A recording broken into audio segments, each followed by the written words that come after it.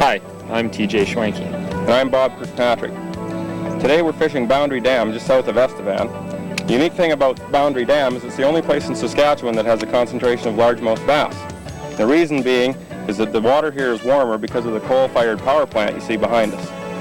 Now the bass were originally reduced here in 1983, and they put 30,000 bass in since that time. They've also introduced 2.5 million walleye, and the lake also contains northern pike. In the last few days there's been some major weather changes.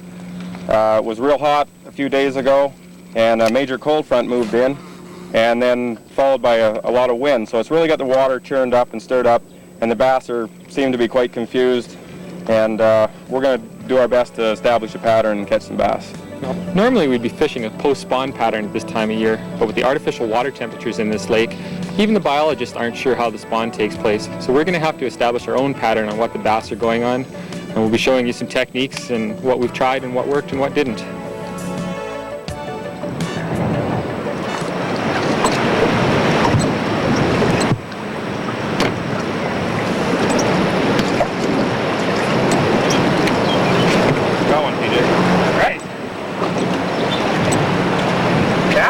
Yeah, I think so. They're holding tight. Yeah, there he is. There he is. Start!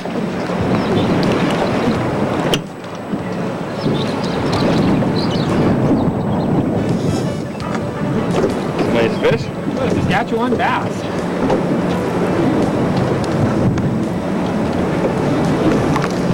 Need the pliers here. He was sure tight into shore, wasn't he? Kick him back and we'll get at her again. It's a nice fish. Whoa! Under the boat. Got him.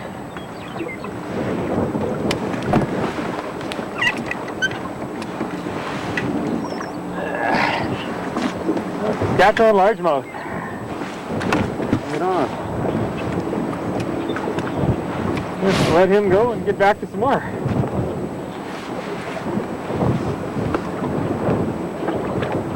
There he goes. Well, he sure took that spinnerbait, didn't he?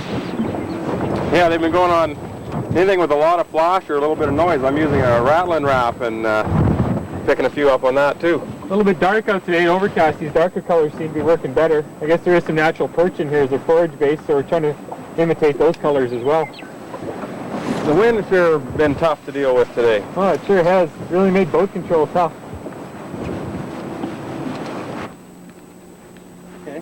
You may have noticed out in the water that we were using bait casting reels today. We had to do a lot of precision casting. Now the fish were right up tight in the riprap, and we had to drop our lures right in tight to the rocks. And with the bait caster, that allows you to do that. Now people seem to have a lot of trouble using bait casting reels. They end up with a lot of bird's nests, they have trouble casting. And there's a few basic steps that'll help you get through those problems. The first is getting your spool brake set properly. Now the spool brake is here. And what you want to do with your spool brake is set it to every lure you use. Now when you push in your cast button and the lure falls, that spool should stop as soon as the lure touches the ground. And that's simply adjusted by turning this knob, and it's plus or minus. So you can adjust that until the lure actually hits the ground, the spool should stop. Now your second adjustment on these is what we call the magnetic brake. And for new beginners, set that all the way to maximum. And what that does is your spool starts to slow down in the cast, it'll actually slow your spool down with magnets. Now as you become more proficient at casting, what you can do is keep loosening that off, and that'll allow you to cast further. Now these are a really excellent tool for precision casting, and that's why we're using them on these bass today.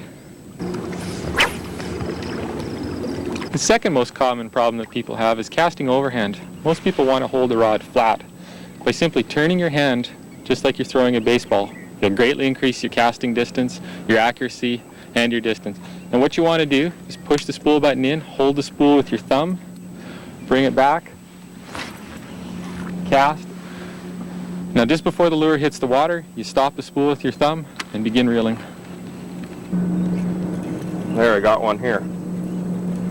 It's a small one. We're using spinner baits because this water is quite murky, and the vibration of these spinner baits attracts the bass. Now bass have I'll just show you on this little guy before I let him go. Bass have a lateral line that allows them to sense all these vibrations and stuff in the water, as well as the other senses of smell, sight, sound, and taste. This lateral line actually allows them to pick up vibrations such as bait fish, and there's been tests on bass that where they've covered their eyes up and put bait fish in the tank, and the bass were able to find the bait fish and eat them, and it's just through the vibration. So we use a lot of vibrating lures just for that purpose. When the water is murky like this, it really helps the fish to key in on the bait. I'm going to let this little guy go. There he goes. Oh, woo! He's still going. When the water's murky like this, we use baits that create some sound and vibration. Now this is a spinner bait. Comes in a variety of sizes and styles and different sizes of blades. And each blade sends out a different vibration through the water, and the bass can key in on that.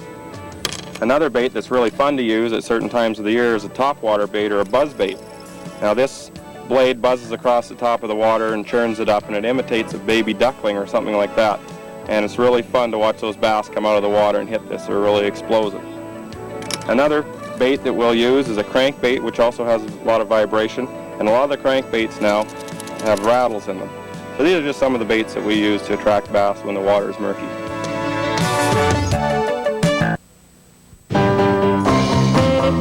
Do you have any questions or comments on Gone Fishin'? If you do, we'd love to hear from you.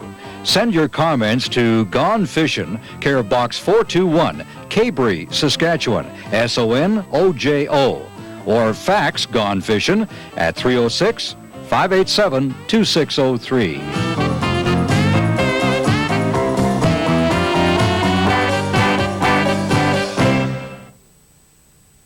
Today we're in northern Saskatchewan at Careen Lake. We're going to show you some hot techniques for summertime lake trout. Stay with us.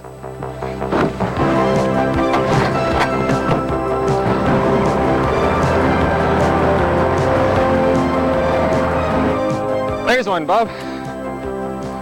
Now what we're doing here is we're trolling along. These lake trout are down about 60 feet.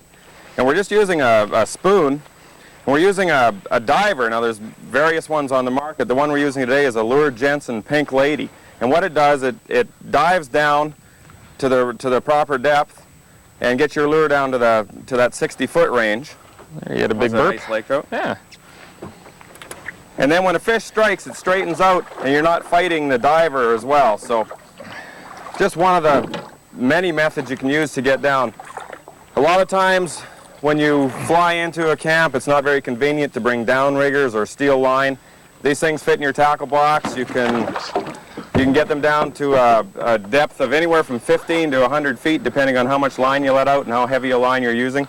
So it's just one of the easier methods to get down to the depths where those trout are. Let's throw that glove on here. These are pretty slippery. Now you can use spoons or small crankbaits or a variety of different baits behind these things. And I'll explain a little later how we rig them up. Boy, did he smack that.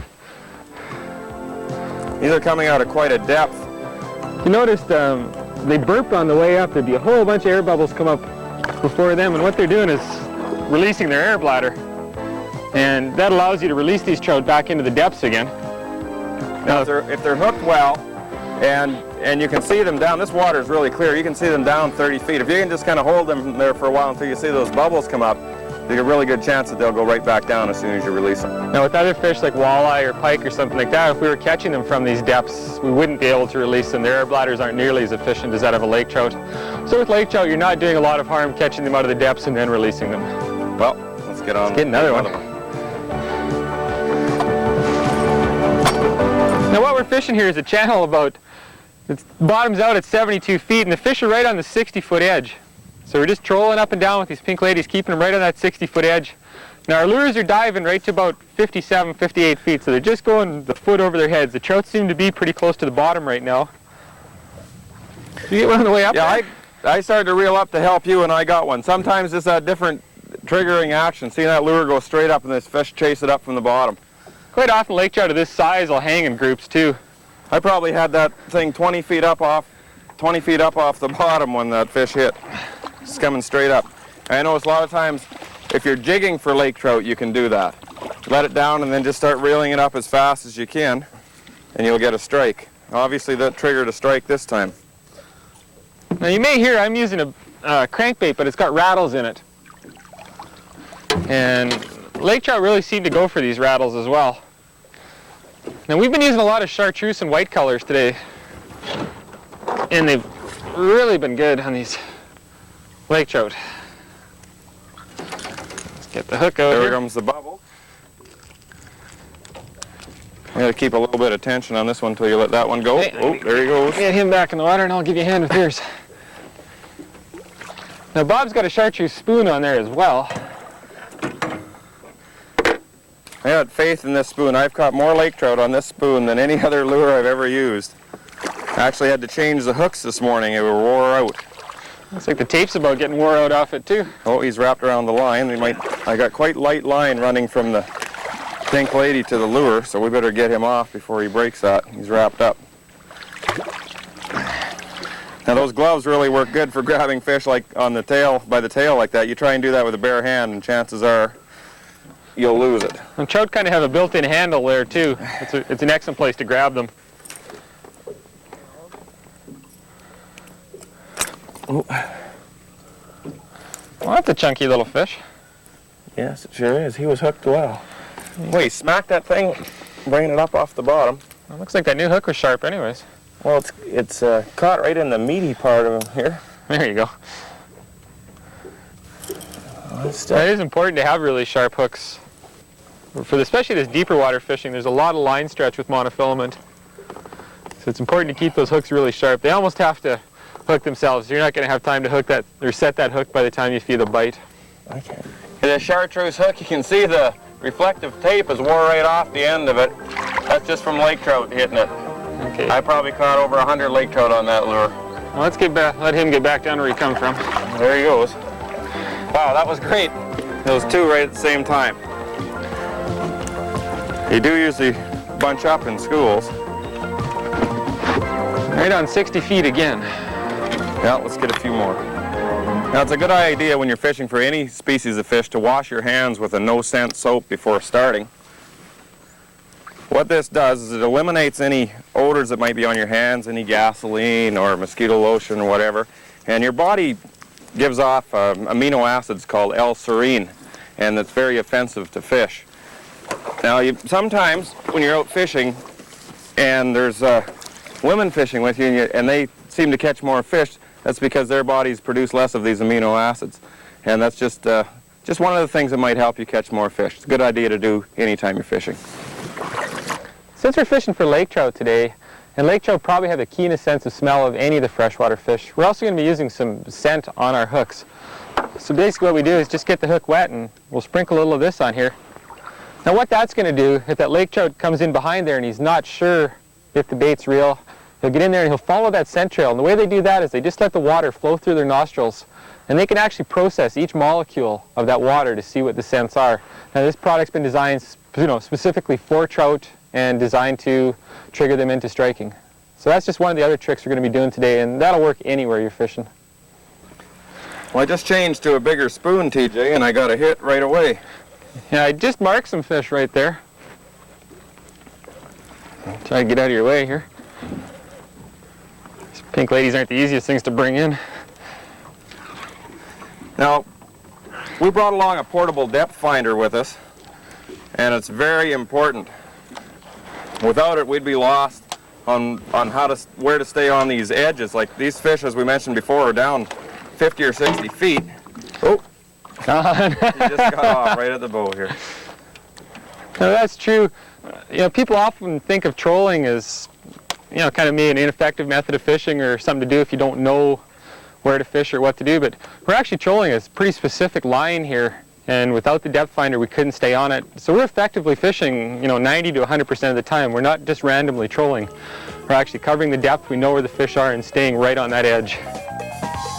And most of the portable depth finders are small enough, they're easy to pack in on fly-in trips or any remote area where you may be using rental boats, and they don't take very long to set up. Let's see if we can get that one again. It's time now for Pokey's Pro Tips. Now today we're fishing about 60 feet down for these lake trout, and we're using a device called a Pink Lady. It's just a diving device that helps get your lures down to the proper depth. Now let's show you how we had it rigged up. This line attaches to the diver, and it also, the other end of it attaches to your rod. And at the other end here, with a lighter piece of line, we attach about a 3-foot leader and the lure we're using. We use a lighter line on the back here, so if you do happen to snag up in the bottom and break off, you'll just lose your hook and not the diver as well. Now how this works, you put it in the water, it's on an angle like this, and it dives down to the proper depth. That depends on how much line you let out and the diameter of line that you're using. Once the fish hits and tightens up the line, this straightens out and it planes better so that you can fight the fish and not be fighting the diver as well, and that helps bring it up from the bottom. I'd just like to show you a few of the baits we're using today. Now Bob was using spoons, and he started out with the crocodile, the chartreuse croc, and it worked good for a while, but then the fish seemed to turn off of it. Then he switched to the large 5-of-diamonds pattern spoon, and it picked up the fish that hadn't been interested in the croc. Now I was using a variety of different crankbaits, and I started out with this small, broad profile bait. It's a Big O, and it's a white and chartreuse finish on it. And once again, after the fish quit hitting on it, I went to bigger profile baits. The Lindy Shadling worked well, and also a shad wrap and just a jointed Rapala. Both really work good. Again, in those chartreuse and green colors. These lake trout really seem to prefer these colors.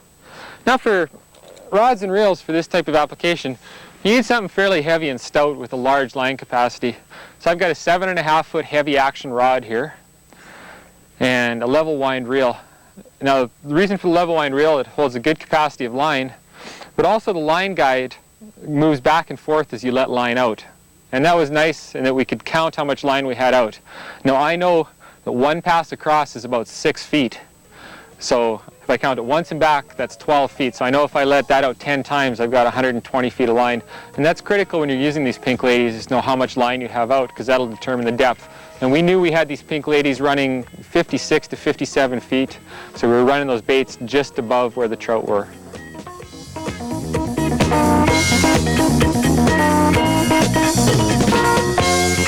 Okay, as we talked about, these fish are coming up from about 60 feet, and there's a few reasons they're down there. Trout are more sensitive to temperature than a lot of fish. And also, that's where a lot of the bait is. And they're feeding on mainly ciscos and whitefish in here. Putting up a little bit of a struggle there.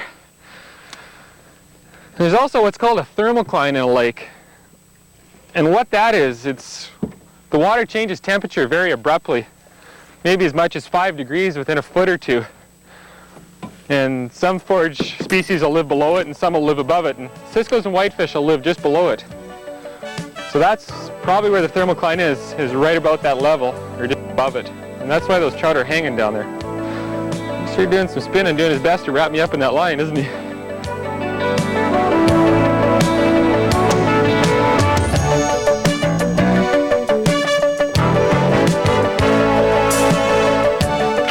Well, TJ, we've kept a couple of these smaller fish for shore lunch later. You bet. Get a quick picture of this and I'll let her go. Perfect. Only like to keep as many as we can eat right away, and that's all. Come on. There she goes. drifting that way right now. I should be. I'll get out of your way here, Bob. Oh, he smacked that one good again. We're going after those bigger baits now. It's a little later on in the daytime. I know since I switched to this bigger bait, I've had a couple hits there too.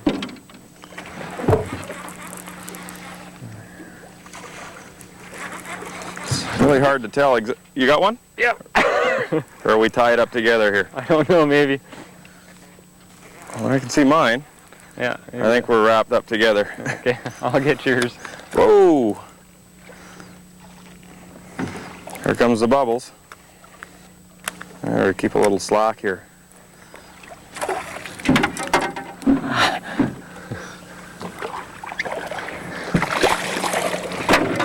I'm always making a mess for us. Something about lake trout, they sure like to twist and pull things around, don't they? I mean, look at the size of that bait compared to that fish. It's really surprising they'll hit something that big. I always kind of think of lake trout as the pike of the deep. They are highly aggressive feeders. I think we should have a little bigger tools than these forceps. Yeah, they work good on 16th-ounce walleye jigs, but... There we go. Okay, he's pretty anxious to get back, and I don't blame him, so...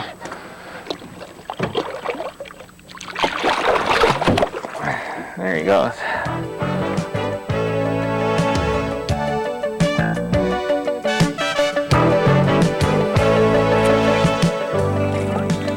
You know, TJ, you were just bringing this up off the bottom, weren't you, when that hit?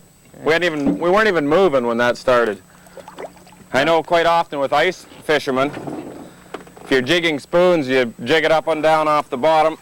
Oh, is he wrapped up? I'm scared to grab that one. Get him by the tail there, maybe.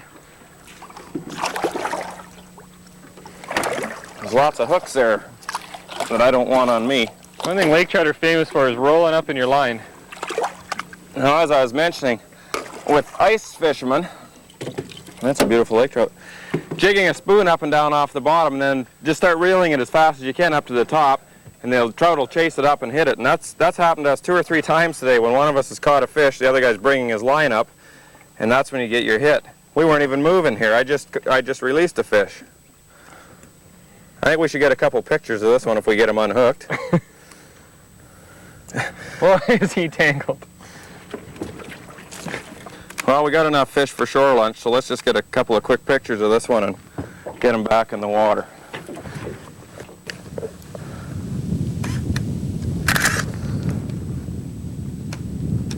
Excellent. Great. Get him back in there. That one deserves to go back after putting up a fight like that. Well, I took Bob's advice here and switched to a bigger hook. And sometimes that's all it takes.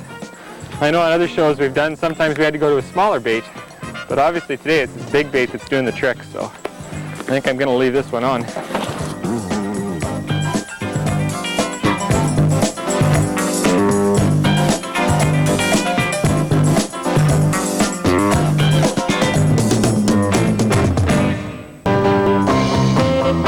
Do you have any questions or comments on Gone Fishin'? If you do, we'd love to hear from you. Send your comments to Gone Fishin', care of Box 421, Cabri, Saskatchewan, SONOJO, or fax Gone Fishin' at 306-587-2603.